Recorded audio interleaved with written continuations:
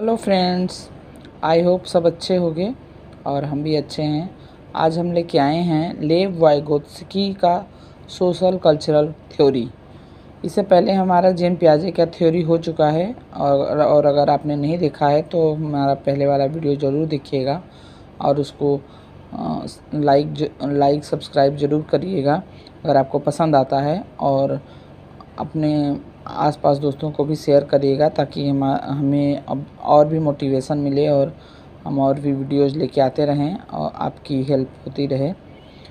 तो आज हम चलते हैं लेव वाइगोत्स्की के सोशल कल्चरल थ्योरी पे।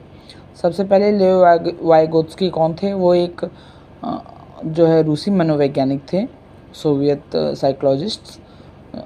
उन्होंने सोशल कल्चरल थ्योरी दिया था, सामाजिक सांस्कृतिक सिद्धांत।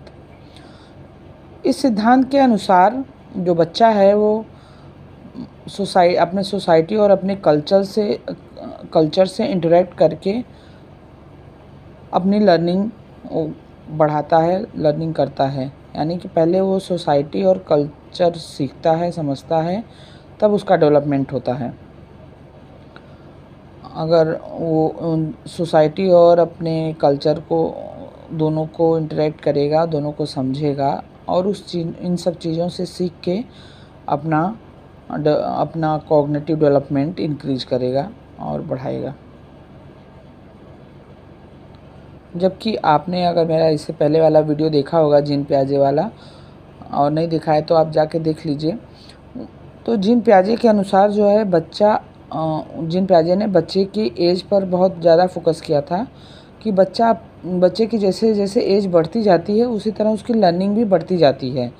उन्होंने जो है कॉग्निटिव डेवलपमेंट थ्योरी थी उनकी, जीन पियाजे की, उसके अकॉर्डिंग 4 स्टेजेज होती हैं डेवलपमेंट की।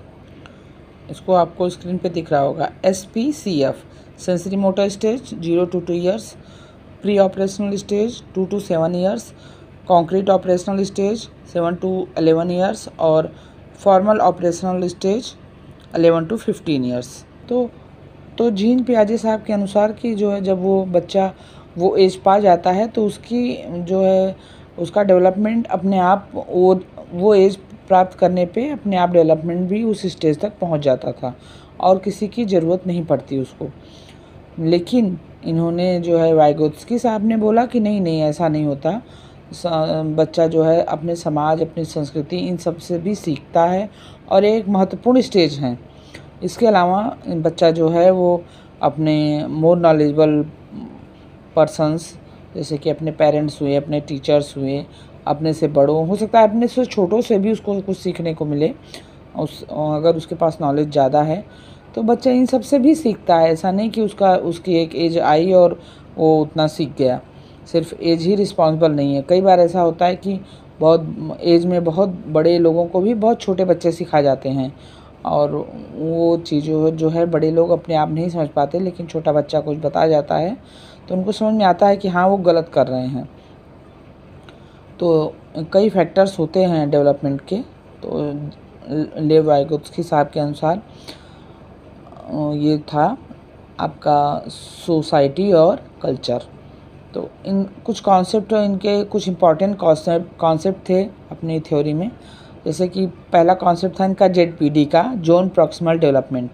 इसका हिंदी मतलब है समीपस्थ निकट विकास का क्षेत्र।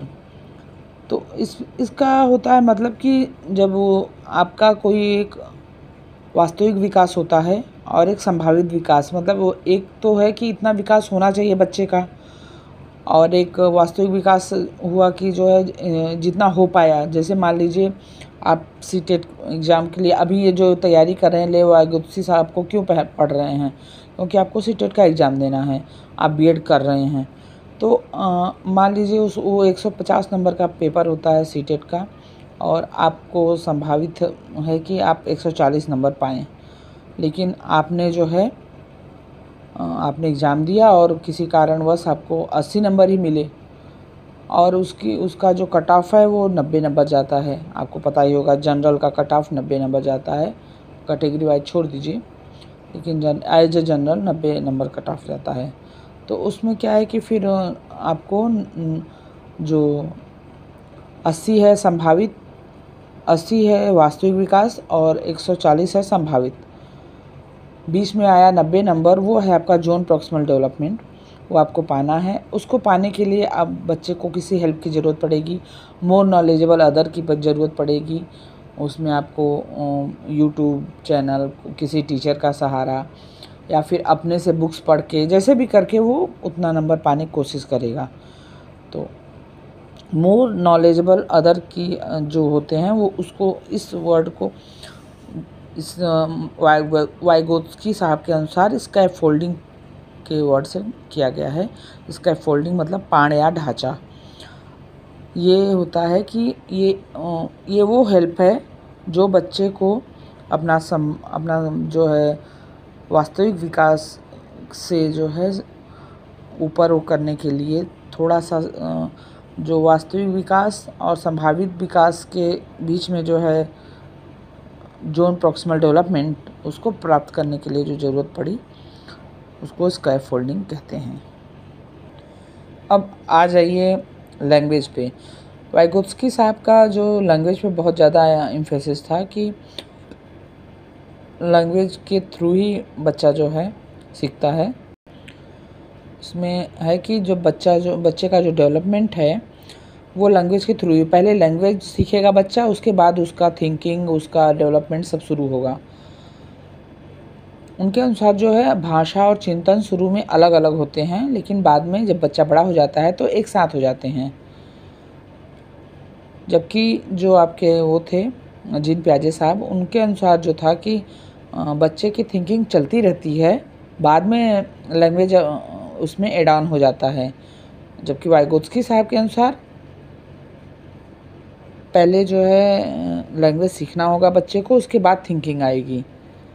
तो दोनों में काफ़ी अपवाद था और ये इसका फ़ायदा सीटेट के एग्ज़ाम में बहुत होता है कि अगर आप दोनों का कॉन्सेप्ट क्लियर रखोगे तो कई क्वेश्चन इनके डिफरेंस पे ही होते हैं और वो आसानी से हो जाते हैं। तो आप खुद ही सोचिए कि अगर आपको कुछ सीखना है तो आप जो है अपने दिमाग, जैसे आपको बोला कि आप बीएड क्यों कर रहे हैं, तो हम बीएड क्यों कर रहे हैं, आपके दिमाग में थिंकिंग स्टार्ट हो गई कि हम बीएड कर रहे हैं, बीएड कंप्लीट होने के बाद हम सीटेट या कोई स्टेट लेवल का टेट देंगे और उसके बाद हमें गवर्नमेंट जॉब वैकेंसी आई तो हम उसमें डालेंगे, नहीं तो फिर हम जो है प्राइवेट स्कूल में डाल के टीचर तो बन जाएंगे। ऐसा आपकी थिंकिंग स्टार्ट हो गई। लेकिन आप जो है आपके दिमाग के अंदर ये थिंकिंग चल रही है, अब उसमें लैंग्वेज इतना मैटर नहीं कर रहा है कि आप किस लैंग्वेज में सोच रहे हो, और मोस्टली जो आपकी मदर टंग है उसी में आप सोच रहे होगे।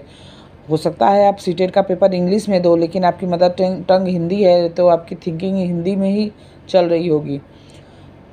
तो है कि थिंकिंग शुरू हो जाती है और लैंग्वेज बाद में आती रहती है। लेकिन जीन पियाजे के अनुसार था कि उनके अनुसार यही था कि जो है आपकी थिंकिंग चलती रहती है और लैंग्वेज बाद में आ जाती है। लेकिन वाइगोत्स्की साहब ने बोला नहीं, पहले लैंग्वेज सीखना होगा और तब जो है तब आपकी थिंकिंग आएगी। तो दोनों अपनी अपनी जगह वो हैं और दोनों की थ्योरी अपने आप में इम्पॉर्टेंट है। इस पे क्वेश्चन भी खूब आते हैं, तो आप इसको समझ लीजिएगा। अब नेक्स्ट जो पॉइंट है इस पर डबल स्टार लगा हुआ है, देखिए, और आप इसको इम्पॉर्टेंट भी समझिए।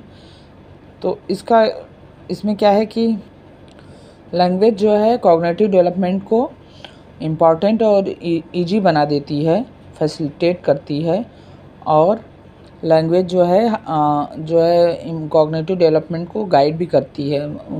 उसी की मदद से हम जल्दी इसको सीख पाते हैं। कॉग्निटिव डेवलपमेंट हमारा जल्दी हो पाता है लैंग्वेज की उससे। मतलब वाइगोत्स्की साहब का मध्यस्थता पे बहुत वो था, मीडिएटर या मोर नॉलेजेबल अदर जो है लैंग्वेज, ये सब उनके लिए बहुत इम्पॉर्टेंट थी। सोशल इंटरेक्शन, ये सब ऐसे टाइप के जहाँ क्वेश्चन आए तो आप फट से जो है लेव वाइगोत्स्की का ऑप्शन लगा सकते हैं। तो अब एक वर्ड है प्राइवेट स्पीच। ये आप लोगों ने अगर आपने सीटेट का प्रीवियस ईयर पेपर भी देखा हो तो उसमें देखेंगे सीटेट का बहुत पेट क्वेश्चन है।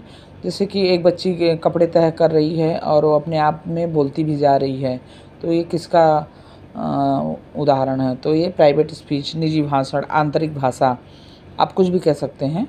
तो ये उसी का एग्जाम्पल है। जैसे मान लीजिए आपको फ़ोन पे अभी कुछ सर्च करना हुआ, तो आप दिमाग में कुछ सोचेंगे, कुछ बड़बड़ाएंगे, मुंह से बड़बड़ाएंगे और टाइप भी कर देंगे। तो आपका जो मुंह से बोल रहे हैं वो प्राइवेट स्पीच हुआ कि अच्छा हमको ये सीखना है, अच्छा अरे नहीं यार ये तो ऐसे होता है, ऐसे करके कुछ बोलते रहते हैं, वो आपका प्राइवेट स्पीच हुआ। इसमें बच्चा अपने कामों के लिए खुद को ही निर्देश देता रहता है और अपने आप को ही समझाता रहता है कि नहीं ऐसे करना है, ये ऐसे करना है, हो जाता है।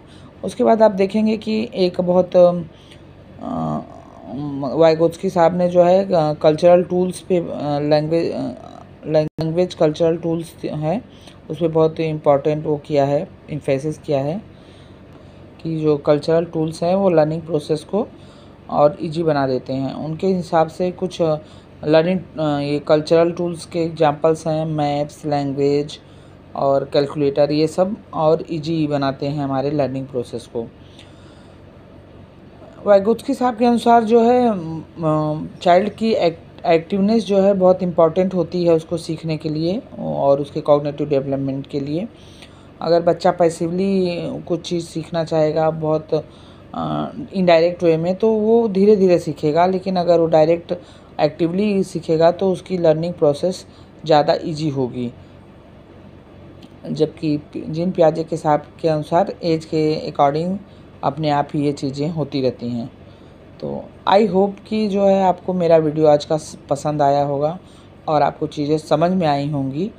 अगर कुछ भी आपको इसमें दिक्कत हो, कोई कन्फ्यूजन हो, तो आप मुझे कमेंट करिएगा, मैं उसको और समझाने का प्रयास करूँगी। और सीटेट के लिए इतना ही इम्पोर्टेंट है, आप इतना पढ़ लेंगे तो इसमें आपका सीटेट या कोई भी टीचर एलिजिबिलिटी टेस्ट है इसमें हो जाएगा।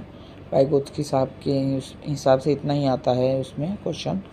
उसको थोड़ा क्वेश्चन की प्रैक्टिस कर लीजिएगा, क्योंकि डायरेक्ट क्वेश्चन नहीं आते आजकल, वो जो है क्वेश्चन को अप्लाई कर देते हैं, एप्लीकेशन फॉर्म में आते हैं आजकल, तो थोड़ा समझना पड़ता है। और मैं जल्दी ही अपना इस साल का भी क्वेश्चन पेपर भी लेके आऊँगी, उसको भी हम लोग डिस्कस कर लेंगे। फिर ठीक है, तब तक आप बने रहिए, खुश रहिए, मस्त रहिए। और अगर आपको ये मेरा वीडियो पसंद आया हो तो लाइक, शेयर, सब्सक्राइब ज़रूर करिए, ताकि हमें भी मोटिवेशन मिलता रहे और हम अपना और अच्छे वीडियो लेके आते रहें। तब तक के लिए धन्यवाद।